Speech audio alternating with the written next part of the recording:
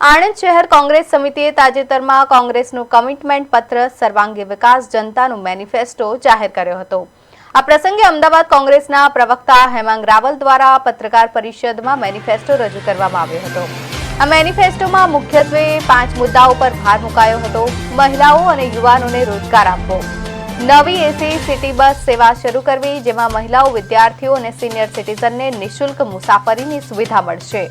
મહાનગરપાલિકાની તમામ નોકરીઓમાં તાત્કાલિક અને કાયમી ભરતી સાથે સ્થાનિક ઉમેદવારોને પ્રાધાન્ય આપવું, નવી આધુનિક હોસ્પિટલનું નિર્માણ કરવું અને દરેક વોર્ડમાં 24 કલાક સેવા આપતા હેલ્થ સેન્ટર શરૂ કરવાનો। સાથે જ સરદાર વલ્લભભાઈ પટેલનું વતન કરમસદ તથા જવાહરલાલ નહેરુ દ્વારા શિલાન્યાસ કરાયેલ વલ્લભ વિદ્યાનગરને સ્વતંત્ર રાખવાની માંગ પણ કોંગ્રેસે કરી।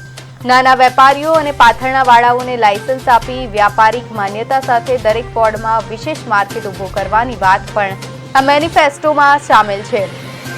શિક્ષણ ક્ષેત્રે ખાનગી સ્કૂલોને પાછળ પાડી દે તેવી કોર્પોરેશનની સરકારી શાળાઓ ઊભી કરવાની અને તમામ શાળાઓમાં તાત્કાલિક તથા કાયમી ધોરણે શિક્ષકોની ભરતી કરવાની જાહેરાત પણ કરવામાં આવી।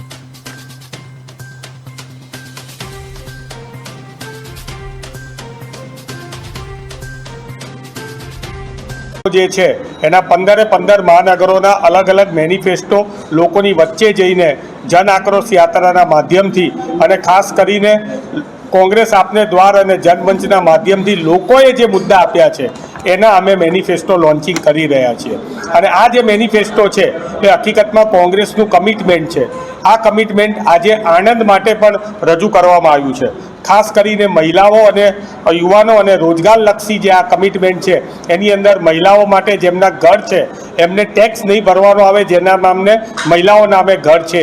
અને સાથે સાથે મહિલાઓને અમે એસી બસની અંદર જે સિટી બસ છે એસી બસ બનાવીશું અને એમાં મહિલાઓ અને વિદ્યાર્થીઓને અને સિનિયર સિટીઝનને મફત મુસાફરી આપીશું। ત્રીજો મહત્ત્વનો મુદ્દો જે મહિલા અને યુવા રોજગારની અંદર છે એની અંદર મહાનગરપાલિકાની અંદર અમે નવી જોબ જે છે એ જોબ જે પણ હોય એને કાયમી જોબ અમે આપીશું, નહીં કે અમે એને કોન્ટ્રાક્ટ પદ્ધતિથી રાખીશું। સ્વાસ્થ્ય માટે થઈને જે કોર્પોરેશન સંચાલિત અમે હોસ્પિટલ બનાવીશું અને એની અંદર દરેક પ્રકારના ટેસ્ટ, સીટી સ્કેનથી માંડીને MRIના ટેસ્ટ અને સિનિયર સિટીઝન હોય કે ડાયાબિટીસના પેશન્ટ હોય એના માટે દવાઓ અમે મફત આપીશું। પાણી માટેની વ્યવસ્થા અને રોડ માટેની અહીંયા તમે જોયું કે ધારાસભ્યોની ગ્રાન્ટમાંથી 15 દિવસમાં રોડ તૂટી જાય છે, તો ભ્રષ્ટાચાર જે છે ભારતીય જનતા પાર્ટીનો જે ગાંધીનગર સુધી જે હપ્તા પહોંચે છે એ હપ્તા રાજને અમે બંધ કરીશું। 40% કમિશન છે એને બંધ કરીશું, જનતા દ્વારા ઓડિટ કરાવીશું અને ખાસ કરીને 1 ઇંચ વરસાદમાં પણ આણંદમાં 1 ફૂટ પાણી ભરાઈ જાય છે એના માટે સુનિયોજિત ગટરની વ્યવસ્થા કરીશું। સ્માર્ટ સ્કૂલો બનાવીશું, અત્યારની સ્કૂલ છે એને અમને અપડેટ કરીશું અને અંગ્રેજી માધ્યમની શાળા પણ બનાવીશું।